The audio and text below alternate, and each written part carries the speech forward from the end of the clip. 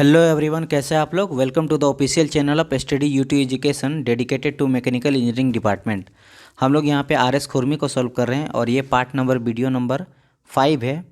हम लोग अभी थर्मोडायनेमिक्स को सॉल्व कर रहे हैं।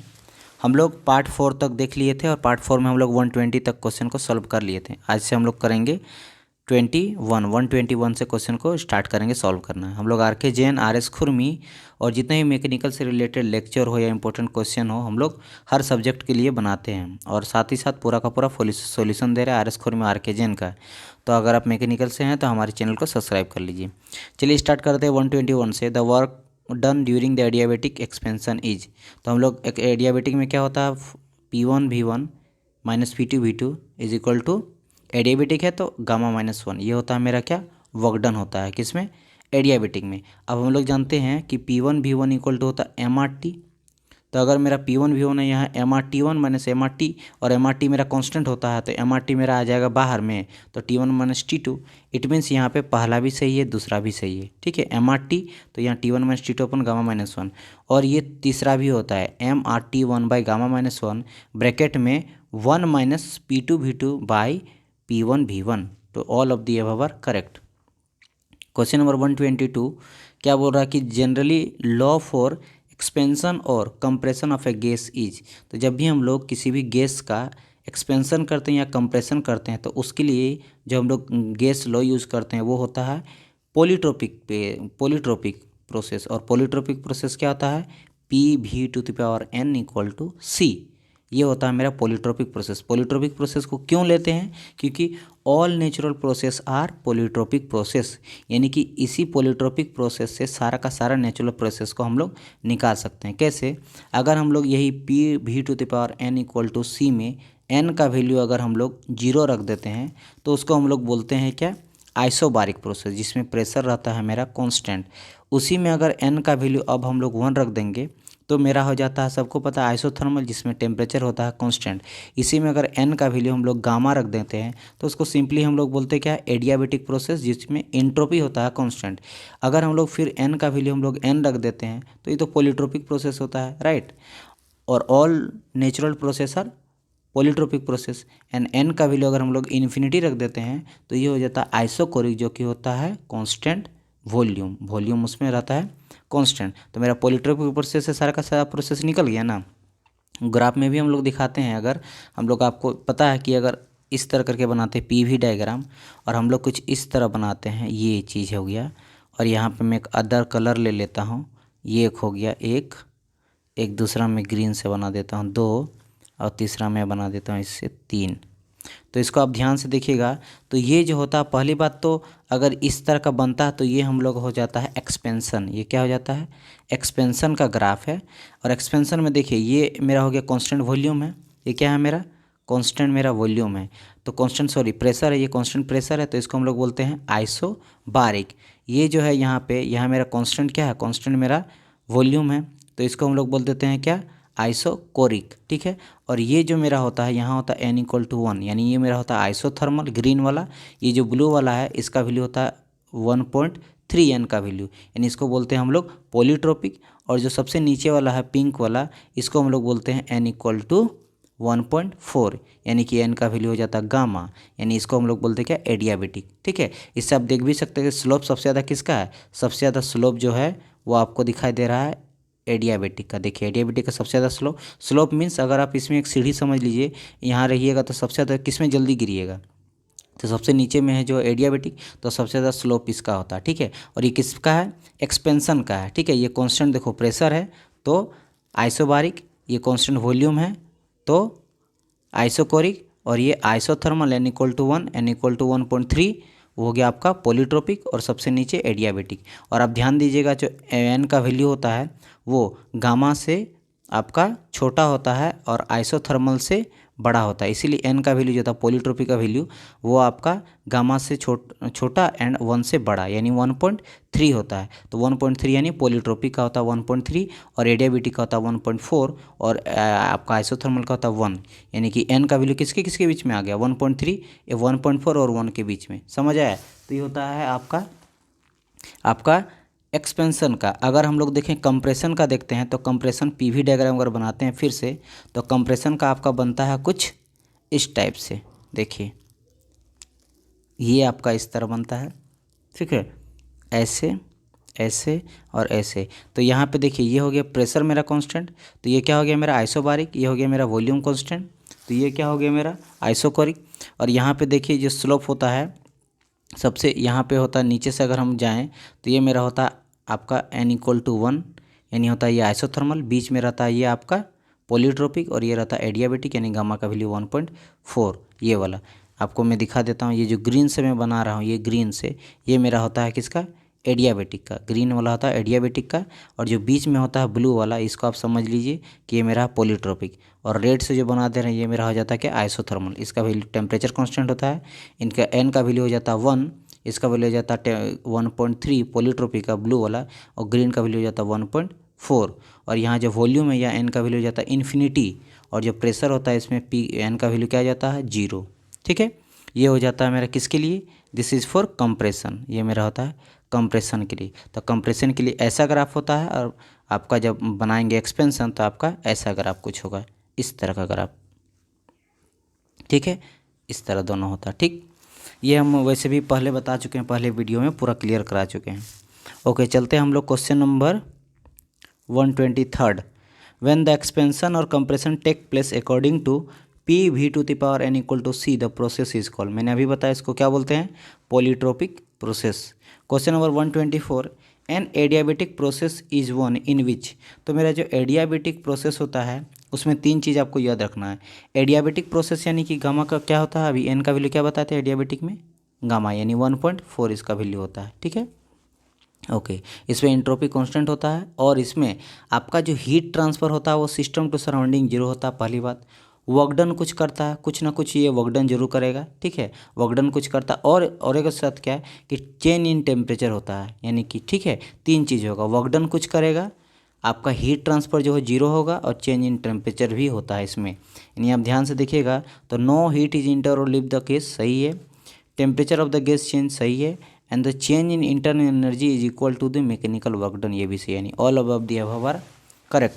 अगर हम ग्राफ भी देखेंगे ना, तो अगर आप ये आइसोथर्मल का गैस है, ठीक है, ये पीवी डायग्राम है, पीवी, तो ये आइसोथर्मल का दोनों ग्राफ है क्या, टेम्परेचर कांस्टेंट मतलब आइसोथर्मल का है।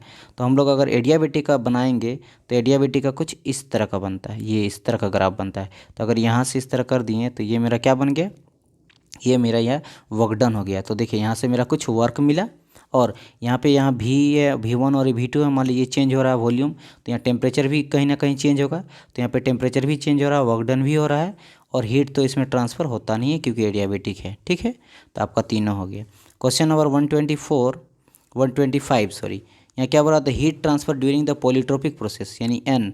तो पॉलीट्रोपिक का क्या होता है, पहले वर्क डन क्या होता है पॉलीट्रोपिक का, तो पॉलीट्रोपिक का जो वर्क डन होता है वो जाता है P1V1 minus P2V2 by n-1, ये चीज़ होता है मेरा वर्क डन। और मेरा हीट ट्रांसफ़र जो होता है, अगर हम लोग देखेंगे इसमें हीट ट्रांसफ़र कितना होता है पॉलीट्रोपिक का, तो ये हो जाता है Γ-n बाई Γ-1 इंटू DW, यानी कि पॉलीट्रोपिक का जो भी आपका होता है क्या वर्क डन, उसको इंटू कर देते हैं Γ-n इंटू Γ-1 से। तो अगर आप यहाँ पे आप देखते हैं पहला नंबर में Γ-n by Γ-1 into work done, तो ये सही है। और इसी वर्क डन जो होता है वो क्या था, P1V1 माइनस P2V2 n-1, तो यानी V भी सही है। और हम लोग को पता है कि PV इक्वल टू होता है MRT। ठीक है, जहाँ पे MR जो मेरा कांस्टेंट है, तो कांस्टेंट को बाहर अगर लेंगे तो T1 minus T2 equal to n-1, यानी all of the above are correct. Okay, यहाँ पे क्या होता है 126 में बोला पॉलीट्रोपिक इंडेक्स। पॉलीट्रोपिक मतलब क्या होता है, पॉलीट्रोपिक हमको पता है P(v)(n)=c, तो जो n होता है इसी को हम लोग बोलते हैं पॉलीट्रोपिक इंडेक्स। तो बोला कि n का वैल्यू बताओ क्या होगा। अब इसको हमको अच्छा से आपको बताना पड़ेगा। ठीक है, तो इसके लिए आप देखिए, मैं इसको करता हूँ जूम, और यहाँ मैं जगह बनाता हूँ ताकि मैं आपको बता सकूँ कि क्या होता है। ठीक है, सबसे पहले देखिए पॉलीट्रोपिक मेरा क्या होता है, हमको पता है कि P(v)(n) इक्वल टू होता है कांस्टेंट, इसी को बोलते हैं पॉलीट्रोपिक। तो यहाँ से हम लोग लिख सकते हैं P1V1 n is equal to P2V2 n। यहाँ से अगर हम लोग P1 और P2 को निकाल लेते हैं तो क्या हो जाएगा, V2/V1 is equal to n। अब दोनों तरफ अगर हम लोग लॉग लगा देते हैं, यहाँ भी लगा दिए लॉग, इसके भी आगे और इसके भी आगे दिए लगा लिए लॉग। अब मेरा क्या हो जाएगा, यहाँ हो जाएगा log P1/P2 is equal to n आ जाएगा नीचे, मतलब एन लॉग V2/V1। अब यहाँ से हम लोग अगर n को चाहिए तो क्या करेंगे, इस पूरा लॉग V2/V1 को ला देंगे हम लोग नीचे, ठीक है। तो अब हमको क्या मिल जाएगा यहाँ पे n इक्वल टू, इसके बाद n इक्वल टू मिल जाएगा log P1/P2 divided by log V2/V1।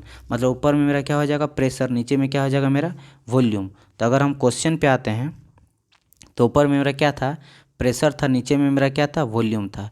तो log P2/P1 is equal to V2/V1। तो ये मेरा हो जाएगा पहला, ठीक है। और आप देखे थे कि चेंज था, हम वहाँ पे था मेरा क्या P1/P2 और नीचे में लॉग था मेरा, और नीचे में था क्या लॉग V1/V2, ठीक है, या V2/V1 था। तो अगर हम लोग यहाँ चेंज कर देते हैं P2/P1 कर देते हैं तो ऑटोमेटिक नीचे में चेंज क्या हो जाएगा V1/V2। तो ये आ जाएगा मेरा, ठीक है। तो बी नंबर हो जाएगा मेरा करेक्ट पॉलीट्रोपिक इंडेक्स। डायरेक्ट भी रख सकते हैं कि log P2/P1 equal to log V2/V1, आप याद भी इसको रट सकते हैं, कोई दिक्कत नहीं है, ठीक है। ओके, क्वेश्चन नंबर 127 क्या कहता है, when a fluid is allowed to expand suddenly into vacuum chamber through an orifice of a large dimension the process is known as free expansion. तो 127 का बोला है ट्रू। देखिए, जब भी जो गैस को एक्सपेंड करते हैं ना हम लोग, कोई भी फ्लूइड को एक्सपेंड करते हैं वैक्यूम चैम्बर पे, कहाँ करते हैं, वैक्यूम चैम्बर पे, तो उसको बोलते हैं free expansion.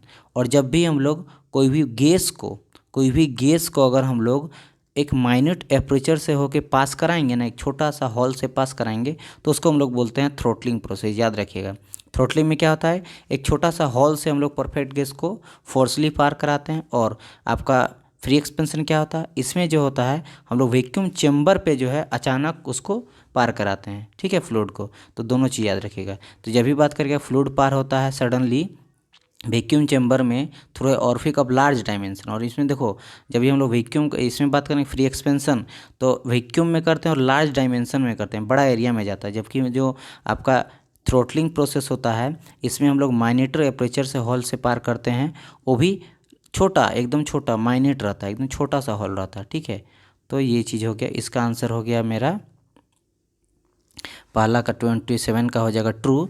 And when the perfect gas is expand through a orifice aperture of minute dimension the process is known as throttling process. Okay, question number 129 क्या कहता था, फ्री एक्सपेंशन प्रोसेस। तो free expansion में मेरा जो work होता है वो मेरा जीरो होता है, हीट भी मेरा ट्रांसफ़र नहीं होता, इंटरनल एनर्जी भी नहीं होता, ऑल ऑफ दी हो जाएगा 129 का, ठीक है। 113 का क्या बोल रहा था, free expansion process is constant enthalpy process. अगर आप फ्री एक्सपेंशन पढ़े होंगे तो फ्री एक्सपेंशन में मेरा क्या हो जाता है, हम अगर स्टडी एनर्जी इक्वेशन लगाते हैं जो कि होता है H1 plus GZ1/1000 plus C1²/2000 plus DQ is equal to हम लोग लगाएंगे H2 plus GZ2/1000 and C2/Z और प्लस DW। तो यहाँ पे ना तो मेरा हीट ट्रांसफ़र होता है तो जीरो, ना वर्क मेरा होता है, वर्क भी हो जाता है जीरो, ना मेरा आपका पोटेंशियल ना वेलोसिटी रहता है, ठीक है, काइनेटिक हेड भी मेरा जीरो हो जाता है। तो बचता क्या है मेनली, ओनली मेरा बचता है एंथैल्पी। तो एंथैल्पी मेरा हो जाता है इसमें कांस्टेंट, एंथैल्पी जितना जाता है, जितना इन करता है उतना ही आउट होता है। तो मेरा जो होता है एक फ्री एक्सपेंशन में मेरा एंथैल्पी जो है वो मेरा हो जाता है क्या, नहीं ये 130 था ना, हाँ। तो फ्री एक्सपेंशन प्रोसेस है कांस्टेंट एंथैल्पी प्रोसेस, तो ये मेरा सही है, 130 का सही है। मेरा फ्री एक्सपेंशन जो होता है उसमें एंथैल्पी कांस्टेंट होता है, ठीक है। ओके,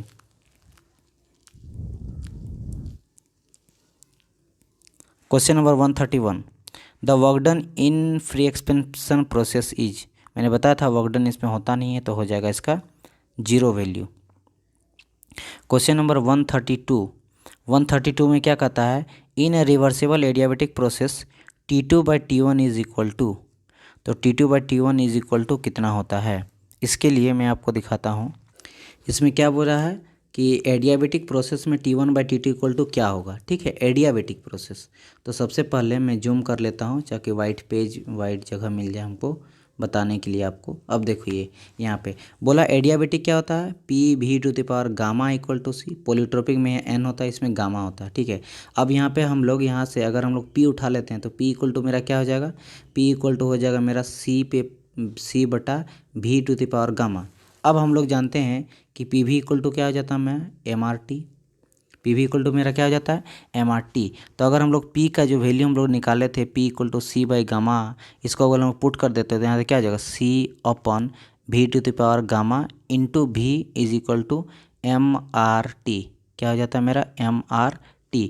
यहाँ मेरा जो मास है और R है ये दोनों कांस्टेंट है। ठीक है, और C भी मेरा कांस्टेंट है। तो ये सब हट जाने के बाद मेरा बचा क्या, और V और गामा है, इसको अगर ऊपर ले जाएंगे तो मेरा क्या हो जाएगा, यहाँ पे V हो जाएगा 1 माइनस गामा, क्योंकि पहले तो ऊपर चल जाएगा तो V माइनस गामा और V, तो ये दोनों को ऐड हो जाएगा तो 1 minus gamma is equal to मेरा क्या हो जाएगा, यहाँ हो जाएगा T। ये चीज़ मेरा हो गया। अब इसको याद रखिएगा। ठीक है, इसको याद रखिएगा V 1 minus gamma equal to T। हम काटते हैं फिर से, मेरा क्या था V 1 minus gamma is equal to T। अब यहाँ से हम लोग क्या करते हैं, V 1 minus gamma by T is equal to मेरा कांस्टेंट आ गया। ठीक है, अब यहाँ से अगर हम इसको भी ऊपर कर देते हैं तो हम लोग कर सकते हैं क्या, T V gamma -1 is equal to constant. देखिए 1 माइनस गामा था, हम लोग कर दिए गामा -1, बस रेसिप्रोकेट कर दिए, तो ये हम लिख सकते हैं। अब यहाँ से हम लोग फिर क्या कर सकते हैं, याद रखिएगा इसको, मेरा क्या था T था V gamma -1 is equal to मेरा क्या था, कांस्टेंट था। तो हम लोग लिख सकते हैं T1 V1 gamma -1 is equal to T2 V2 gamma -1। अब यहाँ से हम क्या कर सकते हैं, T1 upon T2 is equal to V2/V1 is equal to gamma -1। ठीक है, ये वाला आपको याद रखना, ये चीज़ याद रखिएगा। क्या था, T1/T2 equal to V1/V2 equal to gamma -1। आप इसको कॉपी में लिख सकते हैं। ठीक, अब हमको यहाँ पे कन्वर्ट करना है वॉल्यूम को प्रेशर में। कैसे करेंगे दिखाते हैं। अब हम लोग क्या जानते हैं कि PV इक्वल टू कॉन्स्टेंट होता है गामा, ये होता है पॉलीट्रोपिक। ठीक है, सॉरी एडियाबेटिक होता है। अब यहाँ पे हम लोग कर सकते हैं P1 V1 gamma is equal to क्या, P2 V2 गामा। ठीक है, अब यहाँ पे हम लोग अगर देखेंगे P1 upon P2 is equal to क्या था, V2/V1 equal to gamma. Right, ये था। तो अब हम लोग जहाँ पे मेरा P1/P2 है, जहाँ पे मेरा P1/P2, इसको हम लोग कन्वर्ट कर सकते हैं V1/V2 से। तो उसमें वॉल्यूम था, तो वॉल्यूम लाने के लिए अब क्या करेंगे हम लोग, यहाँ पे वॉल्यूम लाने के लिए उसको पुट कर देंगे। ठीक है, तो अगर यहाँ पे हम लोग लाएंगे V2/V1 तो मेरा क्या हो जाएगा P1/P2, और ये गामा था तो हो जाएगा 1 माइनस गामा। अब हम लोग कहाँ पुट कर देंगे, पहले वाले में। अगर आप लिखे होंगे तो याद होगा, तो क्या था वहाँ पे हम लोग लाए थे T1/T2 इज इक्वल टू लाए थे V2/V1 और गामा -1 था। और अभी हम लोग क्या देखें, अभी हम लोग देखें कि V2/V1 इज इक्वल टू मेरा क्या आया था, P1/P2 1 माइनस गामा, ये मेरा आया था।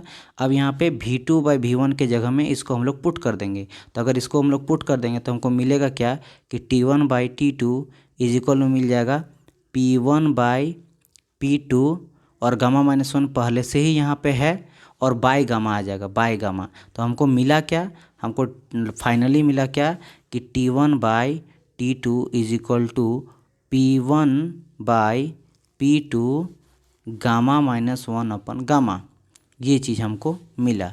ठीक है, अब देखिए क्वेश्चन में क्या कहता है, वही वाला चीज़ कहता है कि in reversible adiabatic process the ratio T1/T2 is equal to. तो हमको क्या मिला, यहाँ पे हमको मिला था 132 का, कि P1/P2 गामा -1 अपन गामा, ये चीज़ हमको मिला। ठीक है, तो इस चीज़ को आप अच्छे से कर लीजिएगा, तभी जाके क्लियर होगा, एक बार आपको लिखना ही पड़ेगा।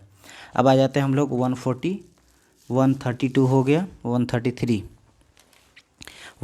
क्या बोल रहा है, if the n equal to 0 in the equation PV equal to n equal to C then the process is called. हम लोग देखे थे n इक्वल टू जब 0 लेते हैं तो मेरा क्या हो जाता है, वो प्रोसेस हो जाता है मेरा कांस्टेंट प्रेशर प्रोसेस। ठीक है, हम लोग देखे थे ना, हम लोग बात किए थे इस तरह करके।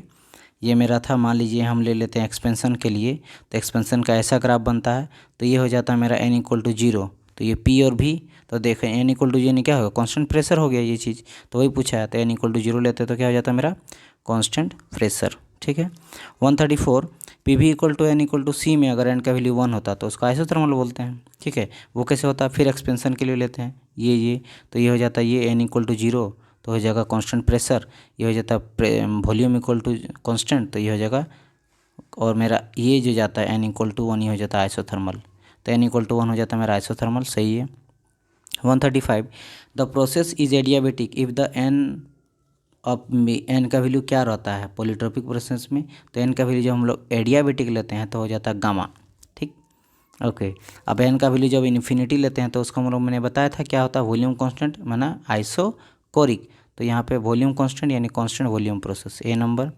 क्वेश्चन 137 क्या बोला था, general gas of the expansion और कंप्रेशन के लिए VV N लेते हैं, the process is said to be hyperbolic, तो हाइपरबोलिक होता है आइसोथर्मल के लिए यानी कांस्टेंट टेम्परेचर, यानी हम लोग इस तरह करके देखते हैं, तो अगर हम लोग देखते थे एक्सपेंशन का अगर आप इस तरह था तो ये आइसोथर्मल का होता है, ठीक है। आइसोथर्मल यानी टेम्परेचर कांस्टेंट, N का वैल्यू 1, तो ये आइसोथर्मल और जो हम लोग ग्राफ भी शो करते हैं तो ग्राफ में शो करते हैं ना इस टाइप से, तो ये मेरा होता है हाइपरबोलिक, तो हाइपरबोलिक किसका होता है, हाइपरबोलिक होता है PV और N इक्वल टू C में N का वैल्यू 1 के लिए, यानी कि टेम्परेचर कांस्टेंट यानी आइसोथर्मल के लिए, तो हाइपरबोलिक होता है N का वैल्यू 1 यानी आइसोथर्मल, ठीक।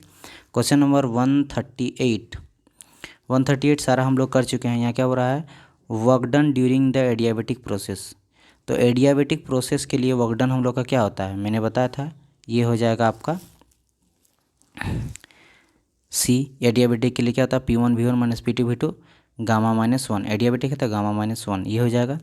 अब यहाँ पे देखो द हीट एब्जॉर्ब और reject during the polytropic, heat का बात कर रहा है, तो हीट क्या बताए थे, N minus gamma minus N by gamma minus 1 into work done, तो मेरा A नंबर देखिए आपका, इसका हो जाएगा C, B का हो जाएगा A, और यहाँ मेरा पॉलीट्रोपिक इंडेक्स अभी हम लोग देखे थे, पॉलीट्रोपिक इंडेक्स क्या होता है मेरा, पॉलीट्रोपिक इंडेक्स होता है log P2 minus P1 equal to log V1 minus V2, और अभी हम लोग देखे थे कि T1 minus T2 equal to क्या आया था मेरा P1 माइनस P2 ब्रैकेट में गामा माइनस 1 अपन गामा, ठीक है, okay. Question number 139 the work done in free expansion process is 0, तो फ्री एक्सपेंशन में कोई वर्क होता नहीं है, सही है। 140 का क्या बोला है, in an study flow process the ratio of heat transfer is constant, work transfer is constant, mass flow at the inlet and outlet is same and all of the above, the all of the above क्यों हम बता रहे हैं। Steady flow क्या होता है, steady flow means नाम से ही पता चल रहा है, फ्लो जिसमें जितना आएगा उतना ही जाएगा। अगर हम लोग स्टडी फ्लो का इस तरह करके बनाते हैं, ये मेरा रहा स्टडी फ्लो का, तो यहाँ से जो भी मेरा मास जाएगा, ये मेरा कुछ मास गया, ठीक है, ये मेरा Q मान लीजिए हम, एक सेकेंड, यहाँ से मेरा वर्क इनपुट हो रहा है, ठीक है, यहाँ से मेरा मास इनपुट हो रहा है, और यहाँ से मेरा हीट इनपुट हो रहा है, तो जितना हो रहा है ना उतना यहाँ पे ये इनपुट है, ये क्या है, ये इनपुट है, और ये मेरा आउटपुट है, तो आउटपुट में उतना ही मेरा Q आउट होगा यहाँ पे, उतना ही मेरा वर्क आउट होगा यहाँ पे, और उतना ही मेरा मास यहाँ पे उतना ही मेरा आउट होगा। तो यहाँ पे मास जितना इन किया उतना आउट किया, जितना यहाँ पे वर्क किया उतना ही आउट हुआ, तो सारा का सारा उतना है, तो all of the above are correct. Work transfer भी कांस्टेंट रहेगा, मास ट्रांसफ़र भी कांस्टेंट रहेगा, और हीट भी कांस्टेंट रहता है स्टडी फ्लो प्रोसेस में। क्वेश्चन नंबर 141 क्या कहता है, throttling process is an irreversible steady flow expansion process, तो ये आपका 141 का करेक्ट है, ठीक है। थ्रोटलिंग प्रोसेस जो होता है वो इनरिवर्सिबल प्रोसेस होता है, ठीक है। चलिए आज हम लोग इतना काफ़ी है, लेंदी ज़्यादा हो रहा है, फिर हम लोग अगले वीडियो में लाते हैं। तब तक के लिए गुड बाय। अगर आपको वीडियो अच्छा लग रहा है, हम समझाने का ट्राई कर रहे हैं, जितना हो सके पार नहीं कर रहे हैं, सिर्फ बता के हम जहाँ तक हो सके उसको डिस्कस कर रहे हैं। तो अगर आपको अच्छा लगे तो चैनल को सब्सक्राइब कर सकते हैं, राइट। तब तक के लिए गुड बाय।